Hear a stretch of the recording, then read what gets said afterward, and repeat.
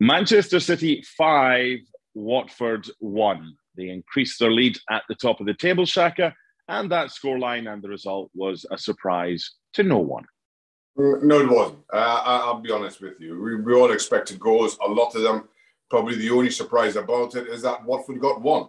But other than that, it was City I'm tempted to say at their best, but it's Watford. And City don't even have to be anywhere near to their best to score 5 against Watford. So it was just City doing exactly as we expected City to do. One thing I've noticed this season about both Man City and Liverpool, and I think they're the two best teams in Europe right now, but the opposition always get a chance, don't they? They always get a one-on-one or one decent opportunity. And this time, Watford got it, and Watford scored from it. Could Ederson have done better? Yeah, I think that's a little bit harsh. Listen, give Watford their credit. They got a chance. They took it. Tight angle. I really don't read an awful lot into it, either whether Ederson could have got it or not, or the fact that City can see. That's how City and Liverpool play. They play on the front foot. And if you can somehow get around the other side of that pressure, you will get a chance or two. But in Ederson and Alisson, between the two top clubs in the Premier League, they have two of the best goalkeepers in world football as well. So more times than not, they will make a save and nobody will remember that opportunity. This time, Watford took that opportunity, but given how good City are, it's going to count for nothing. Yeah, and the point being there that so often Ederson or Alisson at Liverpool make the saves and keep the clean sheet. It was just one of those days. That's not what we're here to focus on. We're here to focus on City scoring 5 and what comes as a result of that. We know Watford are likely to go down now. But I want to talk about Gabriel Jesus in a second, Shaq. But I want to just talk about Kevin De Bruyne first. I mean, his ball in for Jesus' header was just sumptuous. It really was. In his position, where De Bruyne plays, is there a better player in world football right now? Off the top of my head, I can't think of one. What he delivers in the attacking third, what he delivers in terms of quality of delivery, and the ground that he covers. I think he's the standout player, certainly in that position in the Premier League. And as I think right now off the top of my head, standout player in world football in that position. And has been recognized as such for all the reasons that I just mentioned. I mean, what a player Kevin De Bruyne is. And as good as City are, as talented as that dressing room is, I think when he's on the park, there's a different dimension to City's football, simply because of what he brings from anywhere he collects the ball. How you have to play for him doing anything.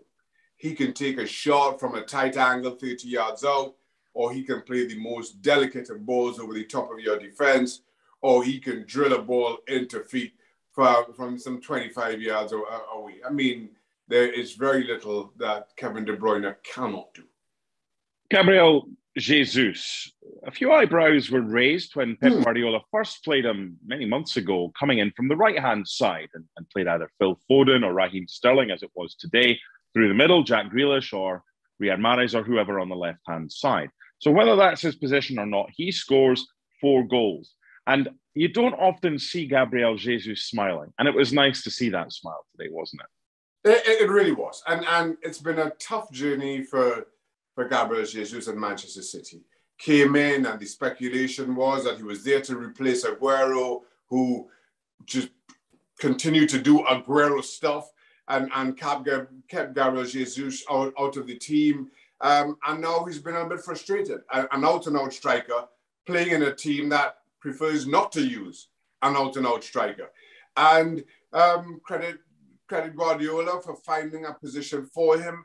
But you also have to give Gabriel Jesus a lot of credit for adapting his game, his attitude to what's been asked of him.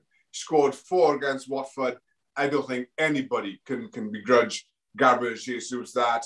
As much as we say we expected a high score, the question just was who was going to be on the end of those. And Gabriel Jesus was the man who seemed to invariably find himself in the right spot at exactly the right time. But credit to him for finding a way to fit into this system in amongst a very talented, probably arguably the most talented collection of footballers in any one football team in world football today. Which sets me up nicely for my next question. And I'm going to give you a scenario. Given all that quality they have, middle to front, if a bid comes in for Arsenal for Gabriel Jesus, he has been linked with a move to the Gunners, Lacazette likely to leave. And if it's accepted by Manchester City and the decision comes down to Gabriel Jesus, Pep Guardiola says to him, look, I want you to stay. However, there's a bid that we've accepted coming from Arsenal. It's your decision. With Haaland coming in and with all the other players that you've mentioned, the talent middle to front and in that front three, what do you think Gabriel Jesus and his representatives would do if it was him that was making the decision to either stay with Man City if Haaland arrives or to go to Arsenal? Pack those bags, throw it in the back of the station wagon or whatever it is, and make your way down the M6. I think it's an easy decision for Gabriel Jesus. And as much credit as we give him for rediscovering a joy around his football or be playing in a position that maybe he prefers or is not his preferred position, Haaland comes in, knocks him even further down the pedestal. You bring Erling Haaland in, of course it means City playing with an out-and-out striker, and you're not quite sure what that formation then looks like. You look at what's happening at Arsenal, the football they're playing, that Arteta, who was at City, is the manager at Arsenal and would know Gabriel Jesus as well as he does. I think all those things put together, for Gabriel Jesus, if the decision is his, I think it's a fairly simple one to make. Okay. Let's end with Watford. I don't really know what to say to give them hope that they're going to stay up. If they do go down, are they one of these yo-yo teams that are probably maybe slightly too good for the Championship but not good enough to stay in the Premier League? Is that what Watford are right now? Well, time will tell. I think Watford needs to find an identity that goes beyond we're going to change managers when things aren't going well, which has been kind of their mantra over the last few years. And I don't see how that serves you well in the short term. And I was absolutely convinced that it could not serve you well in the long term. So it's time for Watford to make a decision about who they are, exactly what direction they're going in, and spend a little bit more time, a little bit more care in finding the right person sitting on the sidelines in the dugout to steer them in that direction. This, every time things aren't going well or we find ourselves in a bad position, we change manager, and that has come back to haunt them. And maybe this reset, again, being out of the Premier League, serves them well. So we'll see.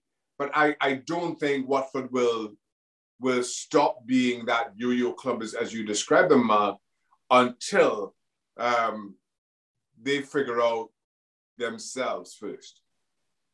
No such issues for Manchester City. They have laid down the gauntlet once again, picked up all 3 points in a dominant display. Over to you, Liverpool. Thanks so much for watching ESPN on YouTube. And for more sports highlights and analysis, be sure to download the ESPN app. And for premium content and live streaming, subscribe to ESPN Plus.